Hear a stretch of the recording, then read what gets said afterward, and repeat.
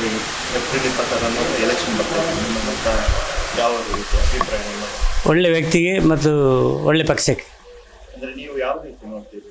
ಅಭಿವೃದ್ಧಿ ನೋಡ್ತೀವಿ, ಅಭಿವೃದ್ಧಿ ಕೂಡ ನೋಡ್ತಾ ಇದ್ದೇವೆ ಮತ್ತು ಪ್ರಾಮಾಣಿಕವಾದ ವ್ಯಕ್ತಿಯನ್ನು ಕೂಡ ನೋಡ್ತಾ ಇದ್ದೇವೆ. ಅಂದರೆ ನಿಮ್ಮ ಪ್ರಕಾರ ಯಾರು ಆಗ್ಬೋದು ಈ ವರ್ಷ?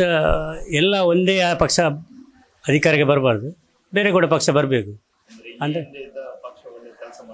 ಕೆಲಸ ಮಾಡಲಿಲ್ಲ ಅಂತ ಎಲ್ಲ, ನಾವು ಕೂಡ ಇನ್ನೊಂದು ಪಕ್ಷ ಕೂಡ ಯಾವ ರೀತಿ ಕೆಲಸ ಮಾಡಬೇಕಂತ ನೋಡಬೇಕು. ನಮಗೆ ಪದ್ಮರಾಜ್ ಸರ್ ಒಬ್ಬ ಒಳ್ಳೆಯ ವ್ಯಕ್ತಿ, ಅಡ್ವೊಕೇಟ್, ವೆಲ್ ನಾಲೆಜ್ ಇದ್ದವರು.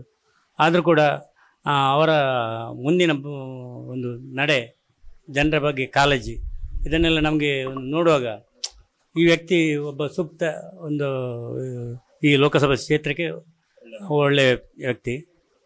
ಮುಂದೆ ಈ ವ್ಯಕ್ತಿಯಿಂದ ನಮಗೆ ಎಲ್ರಿಗೂ ಕೂಡ ಒಳ್ಳೆಯದಾಗ್ಬೋದು ಅನ್ನುವಂಥ ವಿಶ್ವಾಸ ಇದೆ. ಹುಟ್ಟುವಾಗ ನಮಗೆ ಜಾತಿ ಧರ್ಮ ಇಲ್ಲ, ಇದೆಲ್ಲ ನಾವು ಮಾಡಿಕೊಂಡದ್ದು. ಇದು ನಮಗೆ ಬರುವುದೇ ಇಲ್ಲ, ಇದು ಅಗತ್ಯ ಕೂಡ ಇಲ್ಲ. ಈ ಮಾತು ನಮಗೆ ಕೇಳುವ ಅಗತ್ಯ ಕೂಡ ಇಲ್ಲ.